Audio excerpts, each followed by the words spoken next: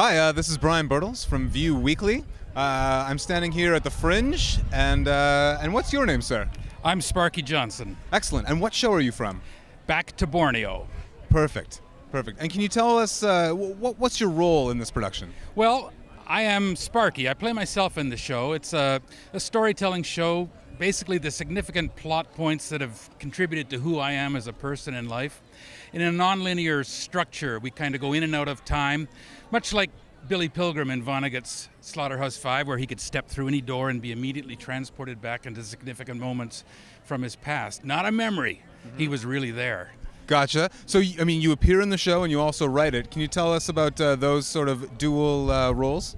Well, I started putting together some of the stories of my life in a stand-up kind of routine, because I was working with, here in the Edmonton area, a seniors group that wanted to do stand-up comedy, and I know there's got to be truth in comedy. That's what my mentor Paul Sills always told me.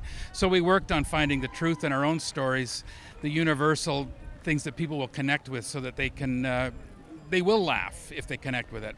And that to me is the best kind of comedy. So that's how I developed the stories, and then working together with my dramaturg and director Kevin Sutley, we put those stories into this nonlinear structure so that we weave in and out, all the while being side coached by Paul Sills. Gotcha. And can you tell us, what's the number one most important reason that people should come see your show? Well, the last time I was in the Edmonton Fringe was in 1984, year 3. Now it's year 30.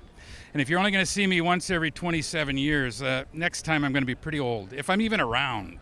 So yeah, this is a good chance to see me. And this show, we did take it on tour all throughout the United States through January through March.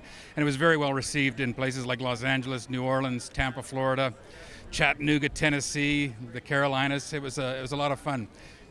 Gotcha. And the last thing I want to ask you about, you mentioned your mentor Paul Sills, and he has a part in the show. Founder of Second City. Can you tell us about the role that he plays in the show and in your life? Well, Paul's genius was in being able to bring people into focus. His mother, Viola Spolin, who's considered the grandmother of improvisation. Many say she wrote the Bible on improvisation for the theater. Her wisdom, her genius was taken by her son, and he put it into an actor's realm. He worked with actors, many very famous actors he gave them their start. And that was his genius. He could bring you on focus. He knew when an actor was on focus, and he would do it through side coaching, of being a voice in your head. You would hear him and ignore him, but he would get you to a level of focus that you could never attain otherwise. And so he does that in this show. These are the voices I hear in my head as he now side coaches me. He passed away in 2008, but his wisdom stays with us. Perfect. Well, thanks so much for doing this, and break a leg at the festival. Thanks a lot. Come to see Back to Borneo.